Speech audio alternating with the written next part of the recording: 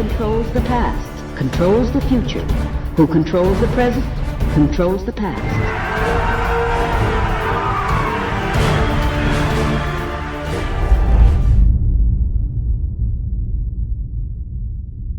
Welcome to the Infowars Nightly News. It is Tuesday, October 6th, 2015, and I'm Leanne McAdoo. Here's what's coming up tonight.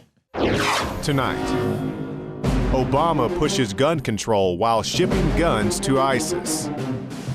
Then, feds spend major cash on robot teachers. After that, the Strong Cities Initiative to control police.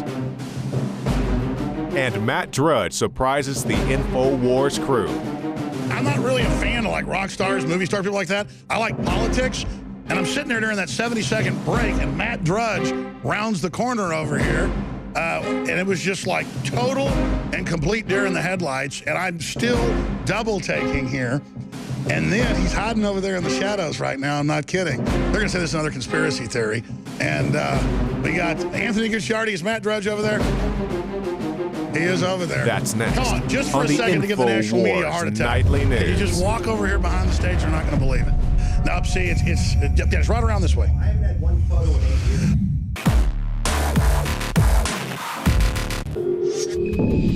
Well, it's been a very interesting day here at the Infowars studio. Matt Drudge swung by, a total surprise. Alex was flabbergasted, and it was quite exciting. He was here back in the studio giving an impromptu interview, and all of the highlights from that are going to be coming up later in the show. But he was here just discussing some of the things that he thought were really the most important stories for people to be focusing on. One such thing is technology, and to just kind of watch this rise of the robots, watch artificial intelligence, and how all of these things are going to be augmenting our society. So take a look at this story out of the Washington Free Beacon. The feds have spent nearly $500,000 to create robots that can tell stories to preschoolers. Now, do you think that they're doing this just so they can let your children have fun while they're learning, spending nearly $500,000 for a 9-month program? Absolutely not. Now, it's obviously something a little bit more in-depth than that. Now, this project, say they're seeking to push the envelope of normal storytelling that's aimed at 4-year-olds. The Massachusetts Institute of Technology is conducting this study. It began last month.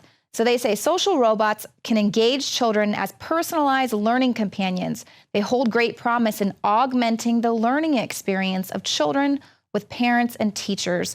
And the researchers explain that robots are unique because they can play, learn, and engage with children in the real world, physically, socially, and emotively. So it's not enough that your children are attached at the hip to their iPhones or whatever. Now they're going to be interacting with robots every single day. So obviously, we know that there are two parts to this story. One, they're actively getting your children used to interacting with robots, but also it is about building the artificial intelligence of these machines. If you think about it, robots presently kind of have the minds of children. And so now they are interacting with children at these preschools and learning off of each other, because that is how artificial intelligence is going to grow, is by learning and interacting with us.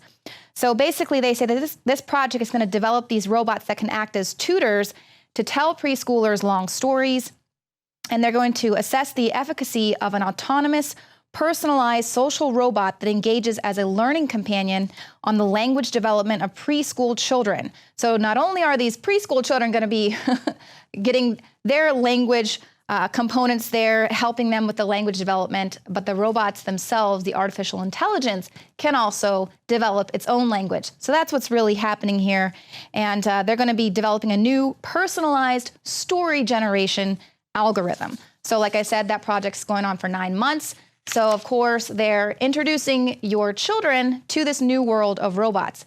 Let's think about it. These 4-year-olds, when by the time robots are ubiquitous, they're going to be the ones that are going to be buying all of these new robot toys, and they're also going to be interacting with them. For instance, a story out of Fox News, a robot sold us a Chris Cornell CD at Best Buy. So we've talked to you a lot about the rise of the machines, how they're going to be taking over jobs. And here, this person, this author here, went to Best Buy to buy a CD, which is currently, a decidedly old-fashioned medium. And they didn't speak to a human being the entire time. It was a computer and a robot that smiled and handed them their CD there at Best Buy. So we already can see those jobs kind of going to the wayside. But now, out of the LA Times, your next boss, a computer algorithm.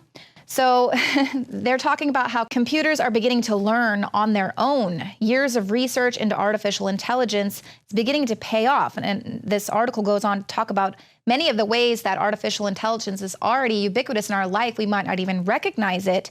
And this is Pedro Domingos. He discussed this subject with the Times. He's the author of a new book, The Master Algorithm, How the Quest for the Ultimate Learning Machine Will Remake Our World. And he goes on to talk about how this machine learning appears to be poised for rapid proliferation throughout our entire society. And they say, should humanity embrace machine learning or fear it? And he said, there's much to embrace and fear in machine learning. And of course, he talks about there are some quite helpful things that machines can do for us. He also says that it will eliminate many jobs, but it will also create many new ones. But perhaps the biggest danger is that machines will cause damage while trying to serve us because they take our wishes too literally or because they lack common sense. So learning algorithms are already making a lot of important decisions every day, from who gets credit, who gets interviewed for a job, or who gets flagged as a potential terrorist. And they make mistakes. The cure for that is to make them more intelligent. And so this is one of the big arguments that people have with autonomous weapons. These things are already being developed. They're already working on them, already being semi-autonomous, where they might have a human deciding to fire a machine gun or something like that. But very rapidly coming down the line, we have these autonomous weapons that are going to be deployed on the battlefield. And now the UN is basically concerned about the fact that the US and the UK is trying to delay their talks because there are so many of these autonomous weapons in development that they don't want to put any stops on being able to use these in the battlefield. So this is the United Nations. They've been warning that these delays in lethal autonomous weapons or killer robots are moving too slowly. Lobbying for a preemptive ban on the weapons is intensifying at the UN General Assembly. But a deal, they say, might not emerge quickly enough to prevent these devices from being deployed.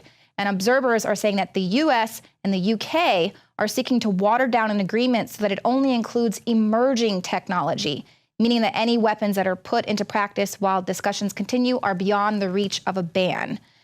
So, of course, the concern is that a lot of money is going into the development of these autonomous weapons. And so if there is a ban on it, they're going to want a return on that investment. So a ban would, of course, put the kibosh on that. Now, Noel Sharkey, he is going to be a guest of ours tomorrow on the 4th hour of Overdrive that I am hosting, so be sure to tune in.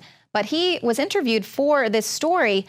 He's been interviewed a lot. He goes to speak to the UN many times about the threat of these autonomous weapons. And he's talking about how China wanted to discuss existing and emerging technologies, but the wording that was insisted on by the US and the UK is that it is only about emerging technologies. Ostensibly, this is because there is concern that we will want to ban some of their current defensive weapons, like the Phalanx or the Iron Dome. However, if the discussions go on for several years, as they seem to be doing, many of the weapons that we are concerned about will already have been developed and potentially used.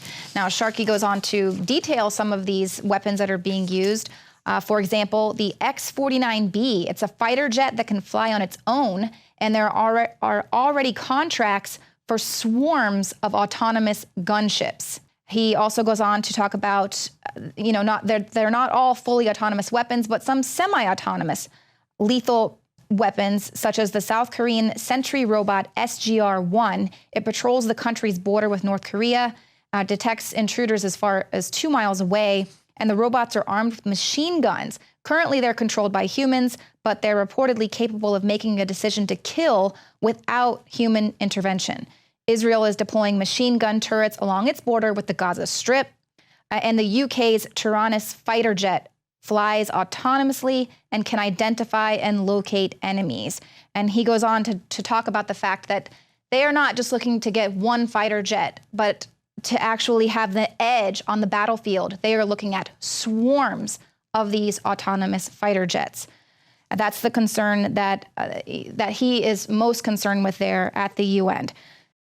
One thing that I think is clear with young people and with adults as well is that we just have to be repetitive about this. It's not enough to simply have a catchy ad on a Monday and then only do it every Monday. We need to do this every day of the week and just really brainwash people into thinking about guns in a vastly different way. And indeed, we are seeing the effects of that brainwashing to this very day. Now, Obama immediately put out the call to all of his minions in the media to start politicizing this latest shooting, and of course, that's what's going on. A Washington Post editor is saying, "Repeat after me, a gun-free society." He's talking about, this is Washington Post editor Fred Hyatt, and he is talking about prohibition, mass buyback, and a gun-free society. Repeat after me. Let's say that once again, a gun-free society. So this is what he believes that it's time American citizens take back the Second Amendment from the NRA. Where have we heard that before? I'm pretty sure Hillary Clinton just used those talking points. But he's saying, doesn't this seem logical? Doesn't this seem much safer? I understand how difficult it would be, but it's a matter of changing the culture and norms of an entire society. It would take time, but he says only then will Congress and the Supreme Court follow. So there's that brainwashing of society. CNN as well. There was another op-ed by Jay Perini, who's a poet and novelist. He's also a teacher, and he goes on to also say, confiscate guns, make it illegal to own them. So, of course, this is the argument that people have said all along. Background checks today, confiscation tomorrow. They're making their agenda very clear here. Meanwhile, someone who was actually a survivor of this Oregon shooting has come out saying she and her entire family oppose gun control. And the family says the real issue is having armed guards in school. This is 16-year-old Cheyenne Fitzgerald. She had to undergo surgery to remove one of her kidneys after she was lucky enough to escape this massacre alive. They're in support of the Second Amendment. Let's put armed guards in schools instead. And of course, once again, what we say that they're never going to point out is the fact that there are anti-depression drugs connected with these school shootings. Now, there's a revelation that the shooter, Chris Mercer, used a screen name Lithium Love, which, of course, lithium is used to enhance the effects of SSRI drugs. And he also made a number of social media posts about popping prescription pills. So, of course, the Oregon community and the city leaders have said Obama isn't welcome to come grandstand here at the funerals. He's not welcome to come push his gun control agenda. Dozens of people were interviewed. They said, we don't want him here. So, of course, that's what he's talking about. Gun control, not SSRIs, not religious tolerance. And, of course, our president there, on the very same day that he's pushing for gun control, he arms ISIS-linked militants. He authorized the shipment of guns to the Syrian opposition, also known as these ISIS-linked militants, on the exact same day. And he did the very same thing after the 2013 D.C. Navy Yard shooting. So the U.S. is the biggest arms dealer in the world. They just want to disarm Americans. We're not going to stop all violence. Violence exists around the world, sadly. Part of original sin. But our homicide rates are just a lot higher than other places that, by the way, have the same levels of violence. It's just you can't kill as many people when you don't have easy access to these kinds of weapons. That was President Obama on one of his more recent campaigns pushing for more gun control. But as Kit Daniels points out in his article, Obama arms ISIS-linked militants, pushes gun control on the very same day. It's right there in the headline. And this documents how Obama authorized a shipment of guns to Syrian opposition, a.k.a. ISIS-linked militants. And if you have not been keeping score, these ISIS militants have also had grenades airdropped to them, courtesy of Western-backed governments. These ISIS militants are the ones burning down Christian villages, chopping people's heads off, ripping out people's vital organs. And these are the people that Obama is funding through these campaigns, not to mention the hospital that just got blown up via a U.S. airstrike. But I digress. To talk more about the domestic gun issue, they have a great article on the Chicago Tribune, and it says Chicago shooting victims. And this documents in very explicit detail the number of people that have been killed recently or fairly recently in the city of Chicago. But how often do you hear Obama talk about this? How often do you hear about the 4th of July shootings and Obama come out and say, we need to ban guns because of all these shootings? He doesn't want to draw your attention to the fact that Chicago, Illinois has some of the strictest gun laws in the nation. And now we see this. 10 killed, 55 wounded in 4th of July gun violence in Chicago. And let us also not forget, report 82 shot, 14 fatally over holiday weekend in Chicago, which is to say all the gangsters and drug dealers and everybody else did not get the memo that they were supposed to turn in their firearms, as they would like you to believe everybody does. Now, this is to say nothing of the Obama administration running guns into Mexico with Operation Fast and Furious, but that's another story for another day. So keep in mind, all these politicians, whether it be Obama, Hillary, or anybody else, spend their adult lives surrounded by Secret Service, if not all other manner of bodyguards. Mayor Bloomberg, how you doing? Jason, I grew up in Brooklyn. In the spirit of gun control, will you disarm your entire security team? You will get right back to you. You'll get back to me? They shut down cities to go have their parades or their speaking engagements, because you don't have to be some famous person to be the victim of a random crime. You don't have to be famous to be raped in a parking lot or to be mugged or be the victim of a home invasion. And they say we want to be like Britain. Now, to be fair, Britain does have lower gun violence, but they also have more home invasions, they have more muggings and things of that sort. On the flip side of that, you look at some place like Mexico that has very stringent gun laws, very low civilian ownership of firearms, except for the cartels who are riding around in the back of trucks with their guns out like it's some episode of Mad Max. So keep all this in mind the next time they try to take your guns away. It's not the firearm, it's the person, it's the ill intent. Every year we see mothers drown their kids in 4 inches of bath water. Are you going to ban bathtubs? Of course not. You recognize this is a person that was mentally ill, had ill intent, and then you try to fix the problem from there. You can find more reports on Infowars.com. I'm curious. I want to see a show of hands right now. All those for gun control, raise your hands. All right, there's 1, 2, 3, 4. Anyone else? See there, that figures. All the usual suspects. Well, we've been warning you about this for years. The overthrow of the United States Constitution in favor of the UN agenda. And that's exactly what happened last week. The Obama administration and the UN have announced the formation of a global police force to fight extremism in the U.S. Now, Attorney General Loretta Lynch is calling this the Strong Cities Network. She's going to be working in several American cities, working on a law enforcement initiative that will actually encompass the globe.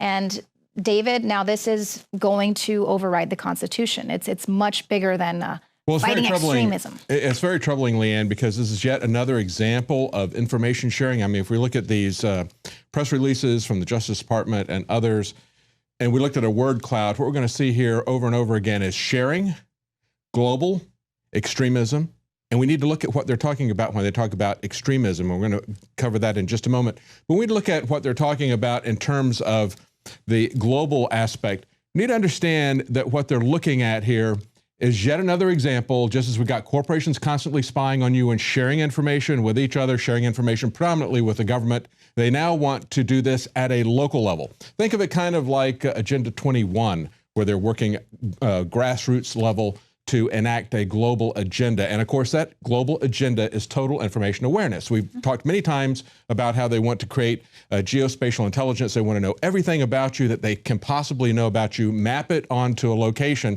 and then use that in a pre-crime type of way. Right. And that's very concerning. But it's also concerning the way that they're selling this. Now, they talk about, they say cities are vital partners in international efforts to build social cohesion and resilience to violent extremism. You know, when I look at that, I think about what Jefferson said about cities. He said they're a threat to the health, the wealth, and the liberties of man. And that's exactly what they're doing with this. They say they lament the fact there's no systematic effort in place to share experiences, to pool resources on a global scale. So that's what this is about. And the cities that have joined onto this right now, Leanne, is about 24 cities. We got 4 in Africa, 8 in Europe, 2 in the Middle East, 5 in North America, 2 in South America, then Australia, India. it's very much centered at the moment in Europe, especially there's disproportionately represented in Denmark. And one of the reasons it's focused there is because the people that are going to be running this, according to the Department of Justice press release, is a group that says it will be run by the Institute for Strategic Dialogue, a think tank. Well, who are these people? This is a think tank I'd never heard of before. They originally were founded as the Club of Three. That sounds kind of ominous. It was actually France, the UK, and Germany that were talking about this. And of course, they were set up to counter extremism in Europe. Now, what do they mean by extremism in Europe? If you look at their recent focuses where they've had conferences and papers, the focus has been on those who are anti-immigrant and anti-Islam. Just like the Southern Poverty Law Center. Those are the extremists. Exactly. Right. They're not concerned about Islam. As a matter of fact, they push back very hard against that. There's another paper just recently done in May of this year, Jihadi Brides, Myths and Realities Revealed. So they say that the whole idea of jihadi brides is a myth. They push back very hard against Islamic extremism domestically. They will talk about ISIS. Yes, they're concerned about ISIS. They're concerned about radicalization of people then going to fight for ISIS. And so that brings their focus then on the internet, another area where we should be concerned because their prescription is going to be to focus on controlling the internet. But really where they're hanging out is defining extremism as anybody who is nationalistic, anybody who is anti-Islam or anti-immigrant. That is the extremism that they're talking about. Right, That's so what's very concerning. it's not the extremists that the Obama administration is arming there in Syria. That's right. Or flooding the European Union with, or even allowing to cross over our borders, as they're now reporting that ISIS militants might possibly be on U.S. soil. But it's not those extremists. No. Yeah, they're very much not concerned about extremists who are in country. They're concerned about the radicalization of people to go to ISIS predominantly, but then they push back very hard against the notion that we have anything to fear domestically from Muslims. And of course, this was part of the pushback in New York when this was announced by Mayor de Blasio at the United Nations, and it was just 1 week ago today that this happened. There was pushback by the New York Civil Liberties Union and others that said, look, whenever you're talking about terrorism, it unfortunately seems to focus on Muslims. Right. Who would think? Why would they do that? And they went out of their way to say it's not going to be the case, going out of their way to talk about Dylan Roof and others and saying this is really what we're focused on. And quite frankly, that's very true because when you look at what they have done, and they've had conferences about every month in the last year, and here's some of the titles: Preventing and Countering Far-Right Extremism in the EU, Preventing and Countering Far-Right Extremism and Radicalization, Tackling the Far-Right Across Europe, et cetera, et cetera. The only time I see the use of jihadis is jihadist use of the internet, lessons for the far-right. So in other words, they're going to pick up on the ISIS recruitment things for the far right. That's what they're concerned about. And we see the same sort of thing from the Southern Poverty Law Center. They will push back against the notion of Islamic extremism, Islamic radicalism, but they will, when they talk about extremism, when they talk about homegrown terrorists, they're focused simply on people that they identify as the far right. There's no concern whatsoever in any of their documents about people that you would say are the far left or far Islam. It's simply about the far right. That's what we see over and over again. Yes, and even they're speaking at the UN, Obama said that violent extremism is not exclusive to Islam, which, I mean, it is. Yes. So... Exactly. And they're just going to really harp on this whole domestic terrorists, right-wing extremists. Why is there such a push to ignore what's happening there with why is there a push to Islam? create ISIS? I mean, we talk about that constantly. You know, they've created ISIS, as I mentioned yesterday. We heard back in the 80s with Reagan, that one man's terrorist is another man's freedom fighter. Well, that's what we're seeing today. He was talking about that when they created the Mujahideen, which became Al-Qaeda, which has now become ISIS, okay? They're moving all these different groups together. They keep telling us that they have moderate rebels that are working with us, and yet everybody sees that cognitive dissonance, that is absolutely not true, that they are doing, absolutely ignoring these people other than equipping them, training them, and helping them to move from fighting Russia, as the Chechen Muslim terrorists were doing. They took those Chechen terrorists, they moved them into Syria. And so that's why the Russians are fighting this, because they've already seen America use Islamic jihadis as surrogate fighters against them, not only in Afghanistan 30 years ago, but now in Syria and elsewhere. But they're using ISIS as a boogeyman for the United States. They won't do anything to stop them. Or they had the major convoys. They could have stopped them. They haven't done anything to stop them. They continue to equip them, train them, import them. And that's why it is so obvious what they're doing. And now we see that they're coming across the border, the story that Adon Salazar had, coming across the border into Texas, that they're intercepting people who speak Afghan languages. So we know that this is happening, and yet they continue to tell us that it isn't happening. Right. They want to focus us on people who are nationalistic, who they identify as far right. And some of these people are far right. Some of these organizations that they have pulled up, just as the Southern Poverty Law Center does, they do pull up some people that are racist, that are Nazis, neo-Nazis. But they also paint with a very broad brush anyone who is concerned about immigration and open borders. They paint them as xenophobic, as racist, as far-right extremists, but they never talk about the Marxists. They never talk about the Islamic extremists. That's the key about all this. Right, and we've already seen Germany and other places shutting down Facebook, working in collusion there with Germany to shut down any dissenting opinion on something like this, which is, of course, you know, the president won't even mention the word radical Islam. That's right. He won't even talk about it. And neither will Southern Poverty Law Center. Right. And so what they're doing is they're looking at this as a way to essentially a tool of social control. When you look at this and they talk about extremism, think of it as criminalizing non-PC speech. Right. Look at it as a way that they can crack down on the internet. They talk about the internet has transformed the way we communicate, but it has been a tool of terrorism. This is going to be used against anybody who doesn't toe the political correct language, anybody who uses the internet. They're going to use this to cut down our free speech. And that's what we really need to be worried about, a ground-up movement, just like we've seen with Agenda 21, moving city by city to accomplish this. Right, exactly. And that is so important because we do see this pushback against the dissenting opinion. The terrorists are going to be anyone who challenges the state, now challenges the UN's global agenda. Those are the real terrorists. And of course, Alex Jones, Matt Drudge are going to be the top of that list. Coming up, we're going to play you some clips where Matt Drudge warns about this very thing, the end of free speech, freedom, the internet. Dunzo. Alex Jones here, back live, well into the third hour. I did not do this as a stunt. Neither did Matt Drudge. He is here. We got a hot mic over there. He wants to stay literally in the shadows behind a curtain. But this is the king of being able to push a story out and make it the #1 story in the world. They even admit that in the New York Times, that he has more readers on politics and news than Facebook, the New York Times, and the Washington Post, LA Times put together. He's got some of our stories where the shooter himself said he was on a bunch of drugs. He's linked to that today. And that's the story they don't want out there, or the story where CNN took a mixed racial Christian hater and turned him into a right-wing white supremacist and turned him white.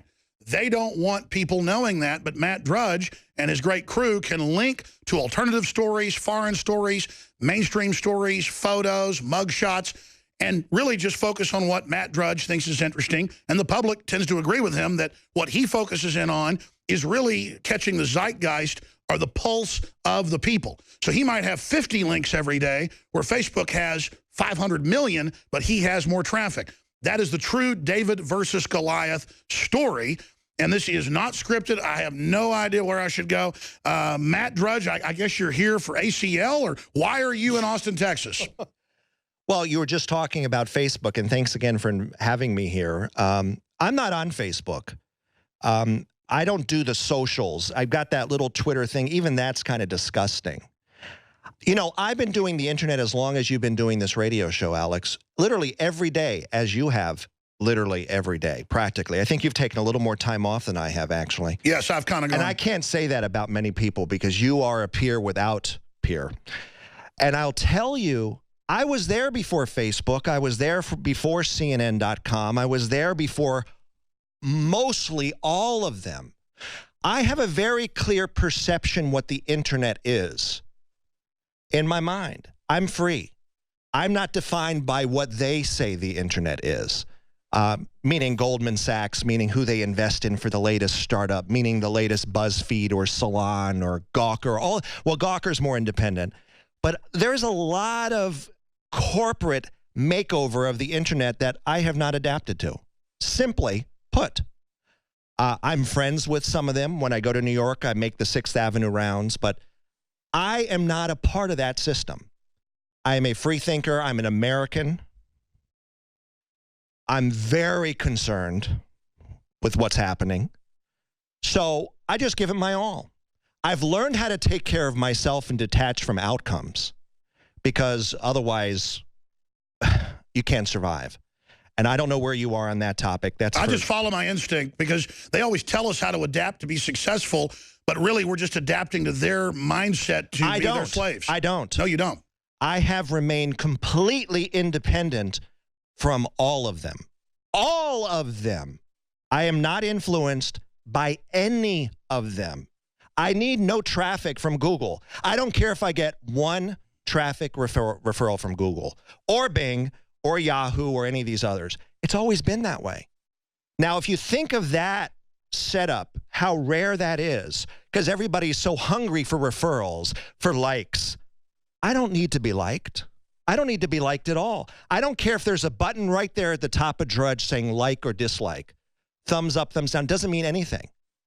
Now, I hope that you come. Doesn't mean you necessarily have to like what I have up there. Now, where I've had a lot of success is I'm getting people from both sides of the aisle. They've always said, oh, he's a right-wing gossip monger, mainly because of Lewinsky in those years, which, by the way, are back. Why aren't we seeing Hillary's lovers? Excuse me. Why aren't we seeing Hillary's lovers? It's a good question. Where's the cover-up on this? So many issues that are suppressed on a daily basis. So that's what I try to do every morning. Incredible. Well, it's amazing to have you here in Austin, Texas. And I tell you, you certainly know how to make an entrance. I'm in a 70-second break, and I turn around, and there's Matt Drudge, just boom. I tell you, I almost had a heart attack, a good one. My cousin said he's never seen me look like that. What was the word, Buckley, you used? No, it's flabbergasted. I was flabbergasted. You used the word flabbergasted. Well, I tell you, this is like the biggest Christmas present early ever, because I just admire true independence. And I got to tell you, Matt, and you know this with your crew, and Congress knows this, we wouldn't have won some of these gun battles, some of these border battles, some of these energy battles, and we've lost some too, but we would have lost so many of them if it wasn't for the focal point. And even the White House and the Democrats admit, because I know you're saying you're nonpartisan. I mean, I would guess you're more of a libertarian. Correct me if I'm wrong. You're just a freedom guy. I can't be controlled. I cannot be controlled. There are no interests here but what I see as the world events, period. That is the truth of the situation. Well, they hate the fact that they can't control the agenda. The Pentagon has briefings with the head of PSYOPs, as you know, saying we've got to stop Drudge changing the subject and showing when we're lying. I mean, that's when you know, that's crazy town when you get, what is it like? Is it surreal to think back to something you started back in the early 90s has now grown into this? Well, no, because it's been every day. So it's just like, it's happened so organically. It started with one reader. I don't know who that one reader was, but it started with one reader. I've never placed an ad anywhere, ever. This has all been a true organic reader to reader to reader to reader. Yes, I dabbled in the corporate with the Fox News show and the Clear Channel radio show for 9 years. But even that, the website was on its own terms and remains so to this very minute. Well, you've only gotten bigger since you stopped. Well, I don't know, because this is another thing. The measurements that we have, this is another bogus thing. Yesterday, they released on the AP wire Twitter followers.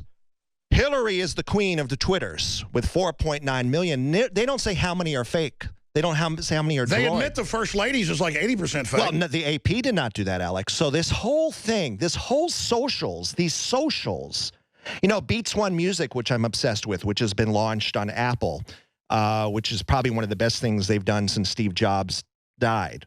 One radio station. Interesting. They don't know how many listeners they have. I heard some streams, they were down to 5,000 an hour. This whole social media stuff is bogus. Facebook, we have 2 billion users. This is garbage. This is designed to demoralize the individual. I'll never have 2 billion followers. The internet is what you make of it. It's the same battle as it was in the beginning. I remember having this argument with Britt Hume once live on C-SPAN. He goes, oh, the internet's all UFOs and all this crap. And I said, no, the internet is what you make of it. In the beginning, they were dismissing the internet. They were poo-pooing it. And isn't that good for us that for so long they were in arrogant denial? And they seem like they still kind of are in arrogant denial. No, on now they MSNBC. make it over in their image.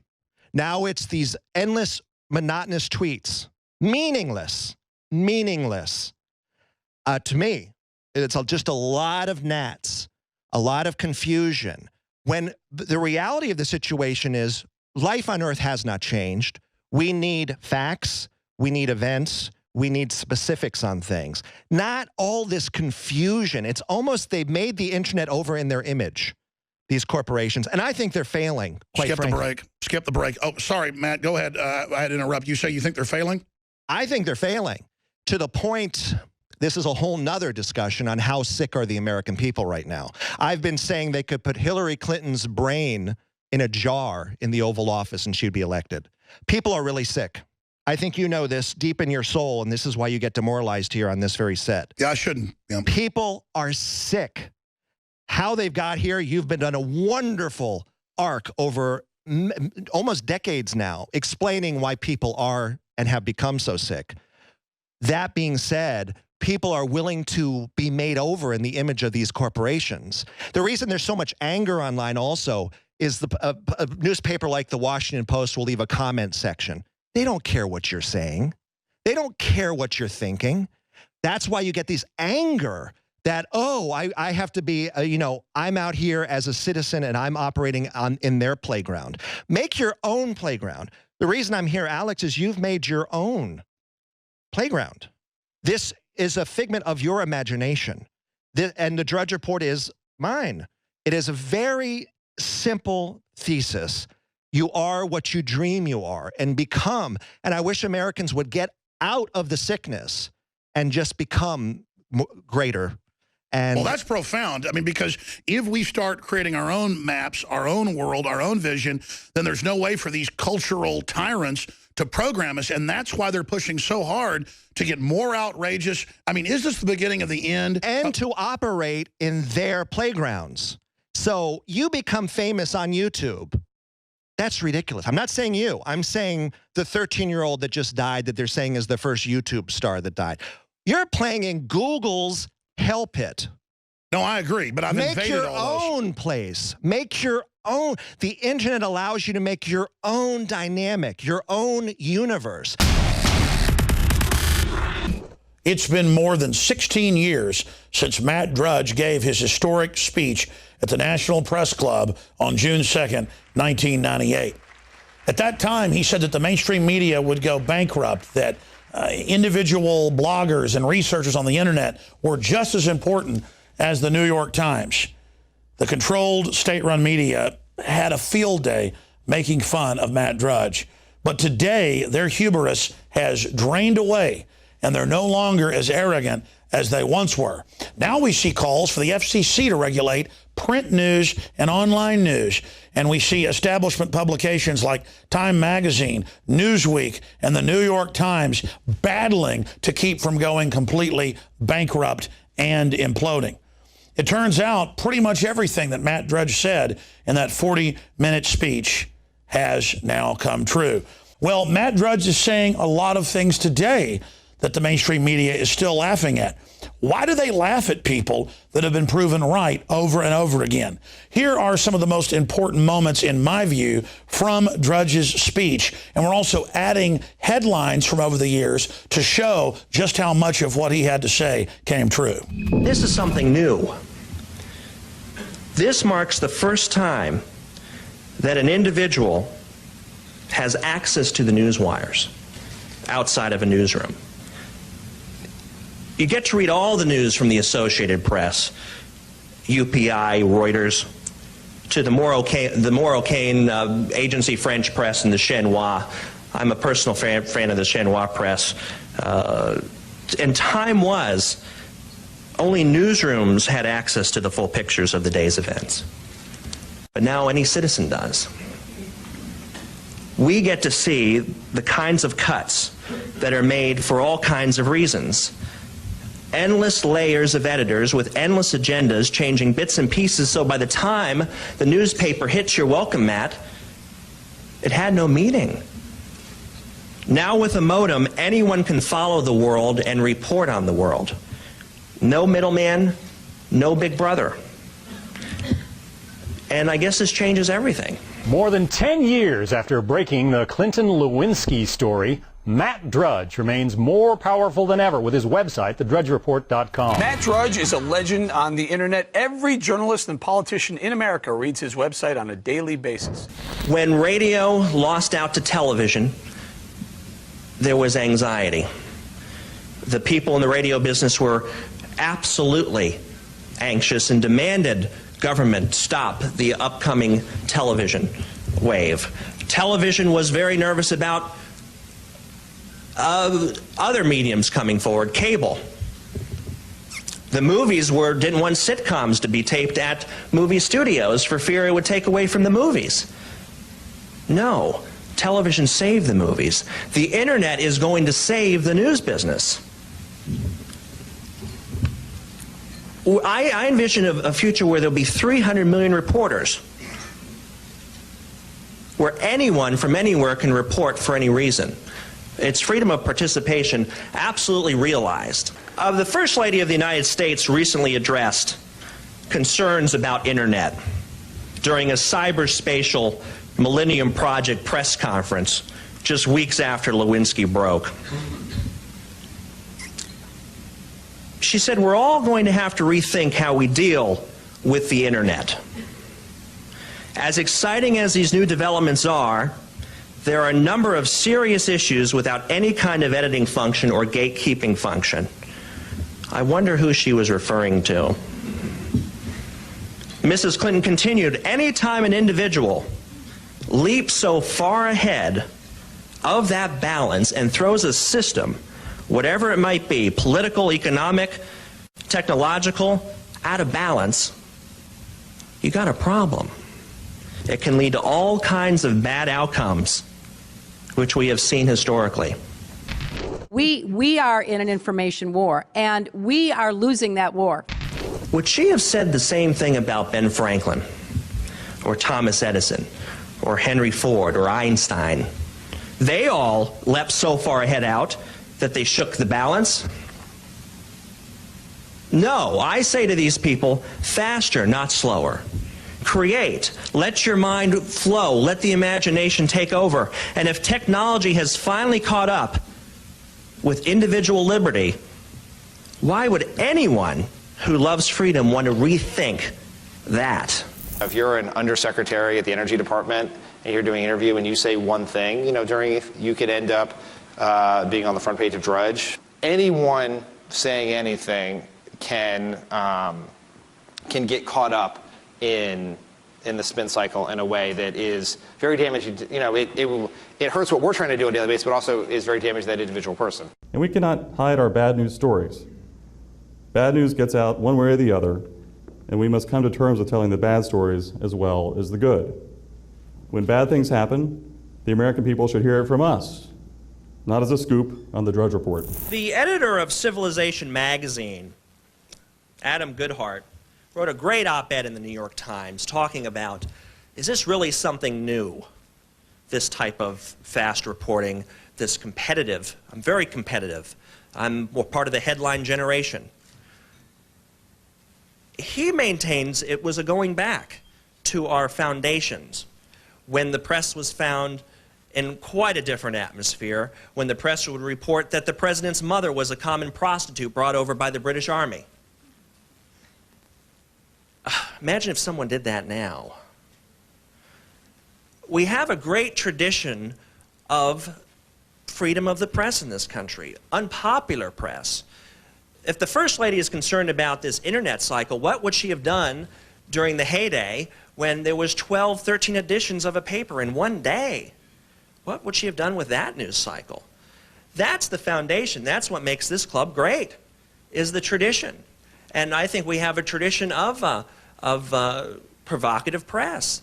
And that I maintain that I'm the new face on that. I'll take that for a season. But a lot of the stuff I do is serious stuff. I was first to report that the encryption was missing from a L'Oreal satellite, for example, a couple weeks ago. I didn't see the main press reporting that one. So not everything I do is gossip or bedroom. To the contrary, I think that's just an easy label to dismiss me and to dismiss the new medium. But I'm excited about the launch of this internet medium, and again, the freedom of the press belongs to anyone who owns one.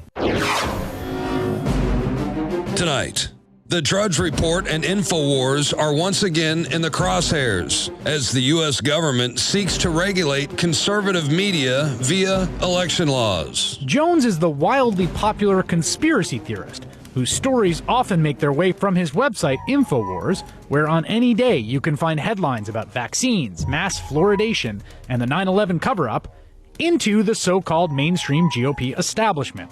Alex Jones was a champion of Cliven Bundy from the very beginning. Because he's saying he'll do whatever he has to not be, have his grazing rights stolen by these pirates. Drudge elevated the story, and it made its way onto Fox News' airwaves.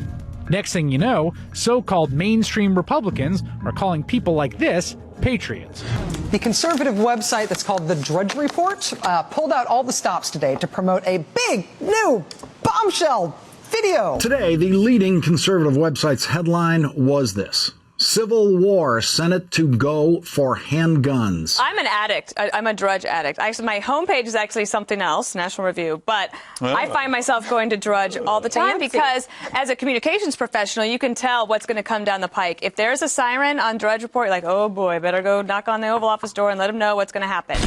Walkergate. Yes, we're calling it that. It's the latest Hillary conspiracy theory that set the internet ablaze after the Drudge Report questioned whether Clinton was using a walker in this People magazine cover photo. Well, internet pioneer Matt Drudge created a firestorm over the weekend, tweeting, "Just paid the Obamacare penalty for not getting covered. I'm calling it a liberty tax." But a White House representative firing back, tweeting, "Flat lie, no fee for previous years." Scary how much influence he once had. And then the White House shot back and said, made some cheap shot about, oh, he used to be relevant. Are you kidding me? Matt Drudge used to be relevant? Let me give you the numbers. In 1 month, go on the website, almost 810 million unique views on the Drudge Report.